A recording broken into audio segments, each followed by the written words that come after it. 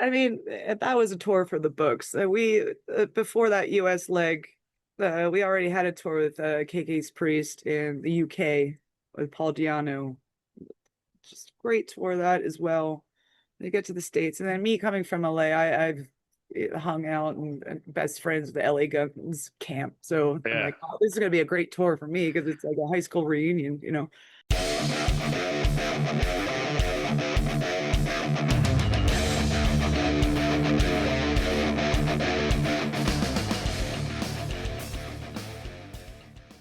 Today's guest is Courtney Cox of the all-female powerhouse metal band Burning Witches. She joins us today to discuss the band's brand new album, Inquisition, out now on Napalm Records. Courtney, how are you today? I'm doing well, back home in the States, enjoying some family time, and yeah, just excited that this album's finally out. Exactly. Well, we just talked for a minute off air. Come to find out, we're kind of like sort of neighbors. I'm in Jersey. You're down in Philadelphia. So East Coast, baby. Exactly. Right. Awa. So, maybe before we get into the history of the band and the new album, so you joined in what 2023, and you're the only American in this sort of all Swiss or European band. So maybe in a sense, how did this change things with the girls and the culture of the band? Well, I always say that, one American's enough. So they got me, I'm a handful myself, but we've been friends for a very long time. We met on tour when my previous band, the Iron Maidens, were in Europe. Mm-hmm. And the Witches, I believe they were on their first album cycle touring. They opened up for us in Austria, and we just became just best friends ever since. Upon meeting, it led to me doing a guest solo on their Hexenhammer record on a song called Maiden of Steel, because Iron Maidens, There you go. no pun intended. And then, fast forwarding through COVID, we did some jams together when everyone was doing those videos for social media. Mm-hmm. And in a blink of an eye, I'm a witch. And it's just been a wild ride so far. And I'm so fortunate and happy this came about. Yeah, totally. So you are a permanent member of the band now, correct? Correct. Okay, actually. So I was reading somewhere else that you did move to Europe. So are you no longer a resident of the States? How's that work out? Well, when there was the talk of becoming a permanent member, I was living in LA at the time because obviously the Maidens were based out of there. And Yeah. I was just kind of through with LA. I love LA to death. My friends are, all still there, but it was just time to move on, really. I was there 15, 16 years living, and then 14 years within the Maidens. And I just had, at first I was flying back and forth to Europe from the States, and it was just getting too much. So me being crazy that I am, I'm like, you know what? I'm just going to move. So I packed up all my stuff from LA, drove everything to my childhood home and outside Philadelphia. And Yep. then with 2 days, I was on a flight permanently to Europe. I ended up in Germany. It's like a nostalgia thing. Like my father's side of the family's from Germany. So, it's just kind of reliving like back to the roots kind of thing. And Okay. it's been great. Definitely culture shock. My German is still terrible. And now being home for a bit, like see, my Philly accent's already back within 10 minutes of landing at, PHL. It's just been a wild ride, and I just gonna ride it out and see where it takes me. Yeah, that's cool. Yeah, but I studied German many years ago in high school and a little bit in college. It's probably one of the hardest languages. I've worked for European companies. German's tough. It's tough. Let's see, in high school, I wanted to take German, but my mom was like, no, you have to take Latin because of the SATs. And of course, when I get to 12th grade, they remove that section, like taking the words apart section of the SATs out. I'm like, could have been fluent in German. Yeah. Yeah. Well, listen, I don't know how useful 20, 30 years ago would have been using German. I struggle. I can have some basic sentences in this, but still, what did I really get out of it? But anyway, so, hey, Courtney, the band's about 10 years in now, sixth album. This is the sixth album. I mean, since they were kind of a small Swiss project, but you guys have really grown into like sort of this really respected global band. I mean, I know your time in the band is kind of like shorter, but do you think there's any particular milestones or events in the band that really, the ladies would say this was the breakthrough moment for Burning Witches? Well, going back to even when I first met them, you know, at the shows that they opened up for us, and they've opened up for us many times back when I was in Maidens I'm referring to. Yeah. And they still have this sense, you know, they just started this band out for fun and then it just started taking off. And they when every time they even have an interview now that they still kind of kick themselves, like they had no idea it would turn into this, you know, force that it is. And yeah, it's just keep getting better and better. And that's all you do in a band. You just want to release the best music you can. And with this new Yeah. album, you know, I think, you know, we're definitely climbing that ladder and pushing the envelope really. So it's just really Yeah. exciting with everything involved. Yeah, it's you could definitely see the growth in the band. I mean, you know, what's awesome is, you know, there's obviously been a huge movement of either all female fronted rock or metal bands, or, you know, full members or singers and that kind of. There's so many of them out there and it's a great thing, but there's not too many like what I think is like pure classic heavy metal all female bands. Burning Witches, like, you guys check all those boxes. I mean, when you guys go out and set out to write, are you guys like fans of Dio, Maiden, Priest? I'm assuming these are like your inspirations, right? The the King Diamond, you know, the list goes on. It just, and that's the great thing. We all share the same influences. So when it comes down to like writing an album, we don't even really have to think about it. We just shoot riffs back and forth for themes and ideas, and then boom, an album's done. And we Yeah. probably still have enough material to even release a second one. So maybe we can go on vacation now. Well, there you go. There you go. I mean, speaking of themes, like, I mean, again, you know, this album especially, but even in some of the previous ones, there's like a lot of themes about what I define empowerment, mysticism, rebellion. Like, is there any, let's call it like theme or something as the band is, you know, continuing this journey where you guys say, this is kind of who our persona is. This was what we're going to write about. Well, I mean, with the name Burning Witches, like, you know, it's perfect Yeah. niche for heavy metal because there's so much material to write about. And then with the new one, obviously, Inquisition, you know, it's just the fear of the occult and turning family member against family member for the church, you know, everyone's a heretic, you know, confess now, that kind of thing. It's just the history and the fear of witches or anything evil. It's just so easy to write about. And there's a plethora of this for us to write about. So it just works perfectly with the niche of the band. Yeah, and I think, you know, let's say, I mean, obviously you guys are trying to grow in the States, but in Europe and outside South America, those fans eat that stuff up. They love that stuff, the traditional themes of metal, sorcery, and things of that nature. But, you know, maybe before we start getting into the new album, I was wanted to wrap a part about you. But since you came into the band, you know, I always think like, with the big fan base outside of the States, you know, these guys outside of the States are super loyal. Like, has there been any surprises to you or big fan moments that you could say, holy fucking crap, since I came in, you know, that you can recall? Anything that geeked you out there? Well, I'm just that, you know, that East Coast person. I just ride the ride and, you know, just enjoy every second I have to do what I love to do, which is play guitar and be on the road, be on stage, meeting new people, seeing new places, experiencing new cultures. I just kind of eat it up and just don't think about it too much. I live in the moment. So, but every moment has been great. I mean, can't even really think of anything that's been negative. So, you know, there's that. Yeah, sure, sure. Of course, of course. You know, let's get into the new album. So, like you touched a little bit about on some of the, let's say, the themes about it. But I mean, number one, the artwork is so striking, right? There's this elaborate image of kind of a witch in the middle, you know, embers and flames. You see your faces illustrated all around. It looks like a campfire. Like, is So there we're any burning. We're representation burning. there? No pun intended. Burning, which is literally in a sense, right? But there's got to be a little bit more to it. Yeah, you know, like our artist is really great. He paints everything first, and obviously goes into digitize everything. But yeah, talk about a master with color and just getting themes across, especially with the new album. He's just phenomenal and just knocks it out of the park every single time. Yeah.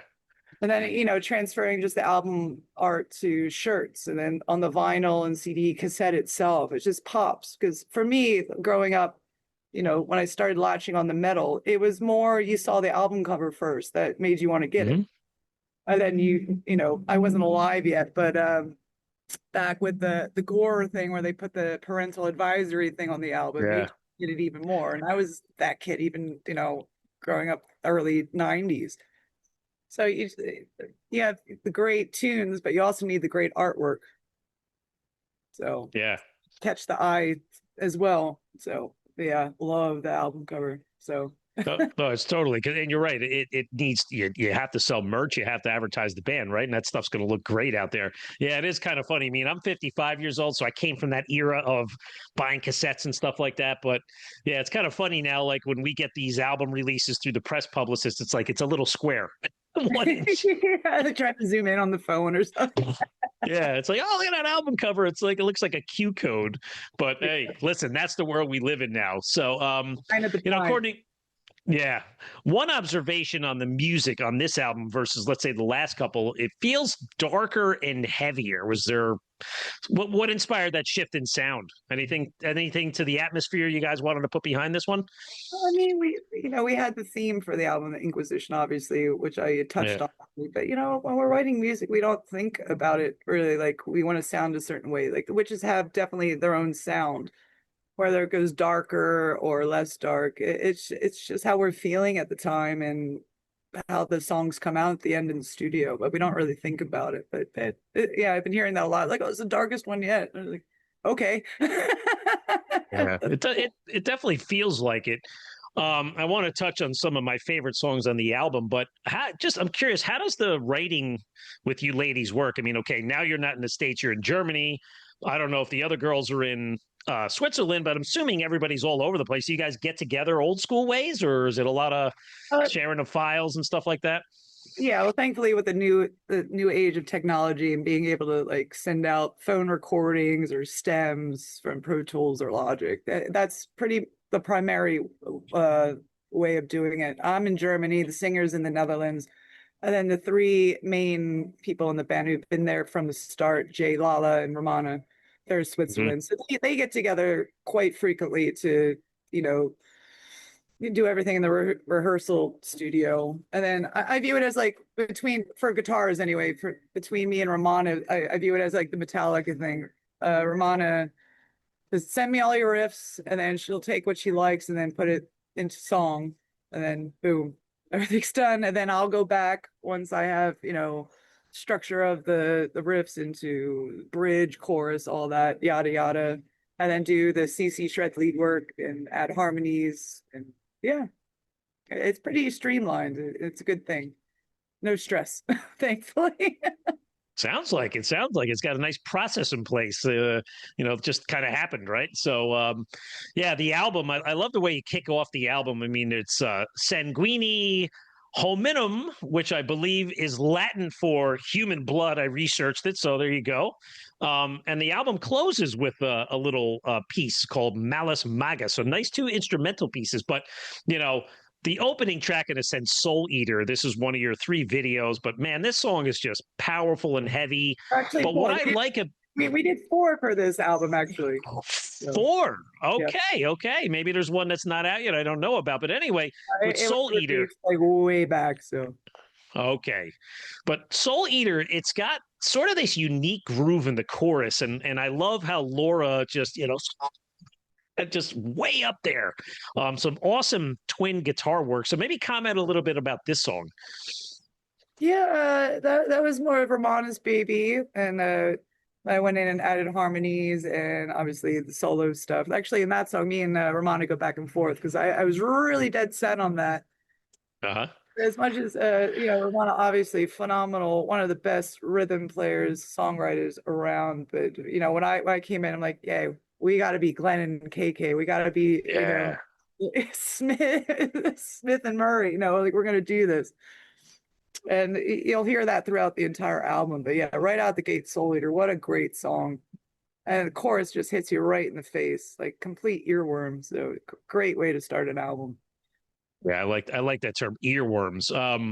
High Priestess of the Night. To me, there's a little. This one's a little bit different, right? It's got a bit of a fuzzy main riff, a little doom kind of chill riff, and a little bit of a metal march in there. Not quite, but this one's definitely it's catchy. It's got a little bit of a swagger to it. Definitely a departure from the first song. Yeah, it's like we have to give our hands a break sometimes. Yeah. And it's like I think it was the first time really that the Witches have done like a mid-tempo paced song like that. And we were just kind of viewing it like every band has that like anthem song, and we're kind of viewing Yeah. that as far as like our balls to the wall or that kind of thing. And yeah, it's been going over well. We've been playing it live recently, and it's just a great catchy tune. And yeah, it's just simple riff that hits you in the face and catchy and 80s-esque solo that grabs you Yeah. as well, and great ending. It's just that quintessential heavy metal tune. Yeah.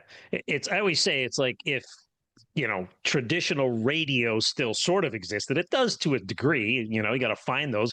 WMMR, we have a couple stations up by us, WDHA, but Yeah, that would be kind of a radio track, right? That was one that you'd promote and say, here's our single, right? yeah, for sure. Yeah. Now, I had my notes actually corrected, about the 4 videos. So Spell of the Skull and then the title track Inquisition. These are your other videos. Spell of the Skull, like a lot of emotion in this one. Like that's the one I feel like is very anthematic. And of course, you're just shredding on that solo. Like, I love watching the video. Just you're focused in the pocket. You just go off. It's awesome. I showered that day for the video. Yeah, so basically the 4 we did, we started with Spell of the Skull. The second video that came out was Mirror Mirror, which is I think the last track on the record, song wise, before the outro track. Yeah. And then came High Priestess of the Night, and then most recently Soul Eater. Yeah. We were very What busy. about Yeah, it sounds like you're busy. Now, what about, it's funny, I did watch all 4 videos, and every one of them seems to have a different plot to them. Like, can you comment on the storylines? Was there a particular story for each of them?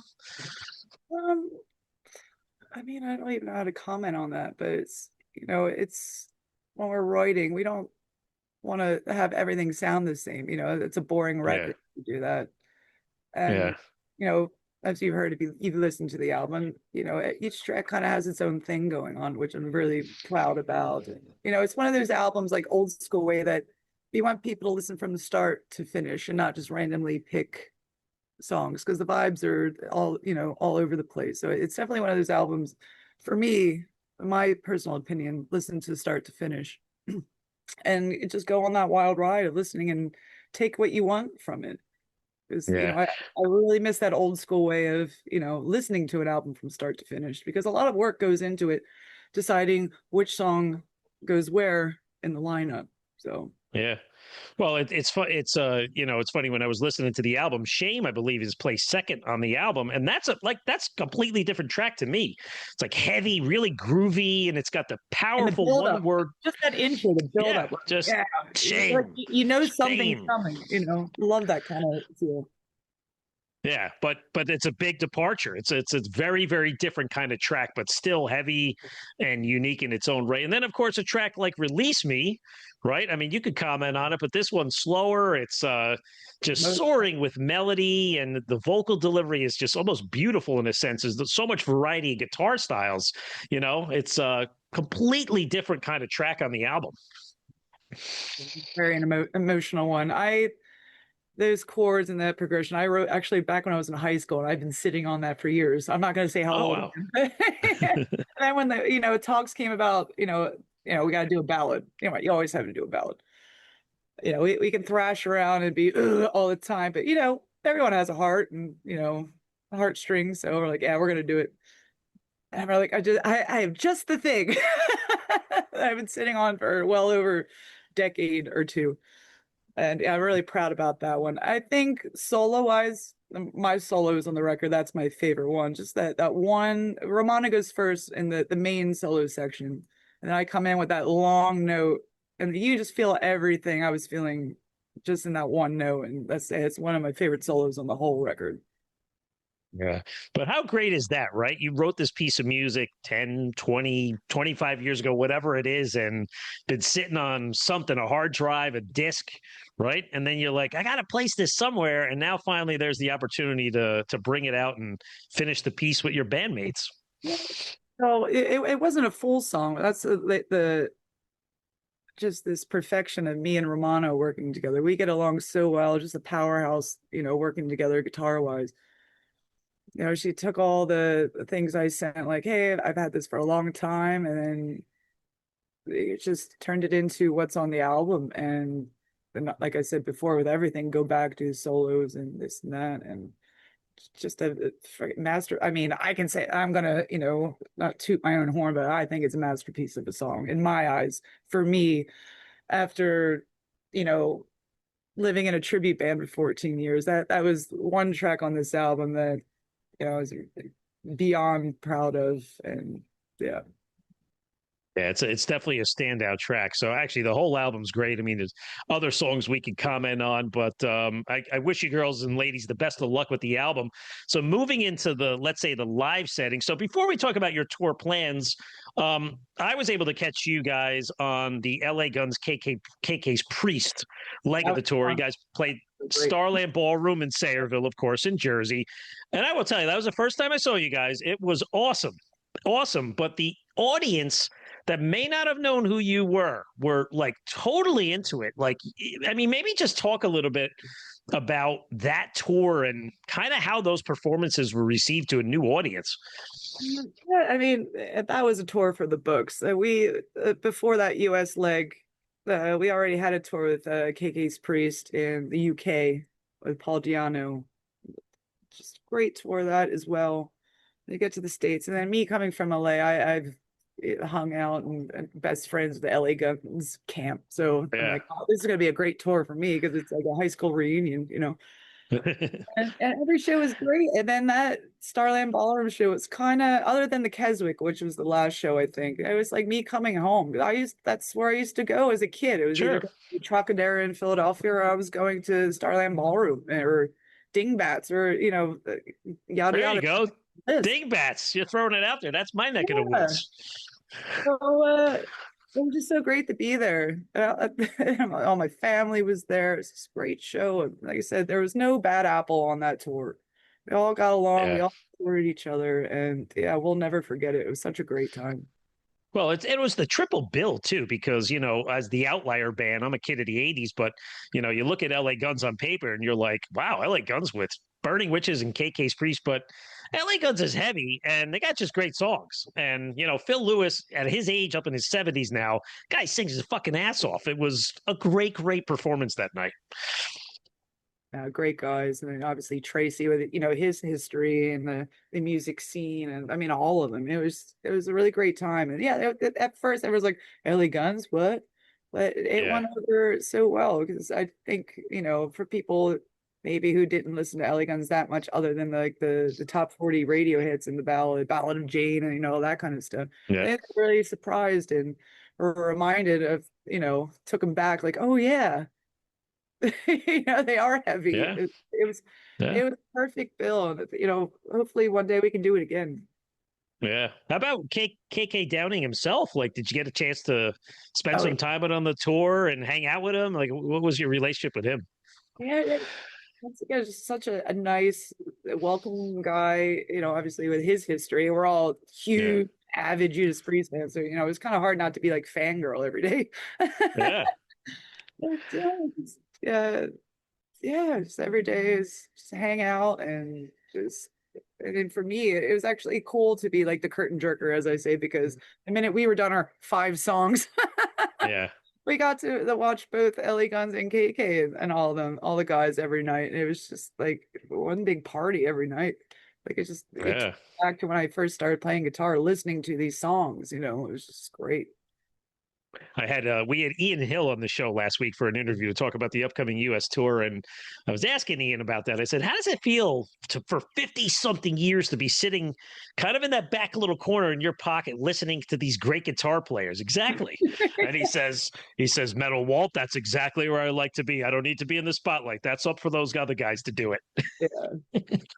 he definitely has this place and he does it well. And it's like, yeah, like it doesn't Totally. matter if the rest can't move anymore. He's still rocking out in the back with the same moves since day one. Loving the deck. That's it. He doesn't look any different. Maybe he dyed his hair. That's about it. But now let's talk about some touring plans. I mean, there was supposed to be a tour kicking off in September that got moved out to the spring. But what's on tap for promoting it, especially in the States here?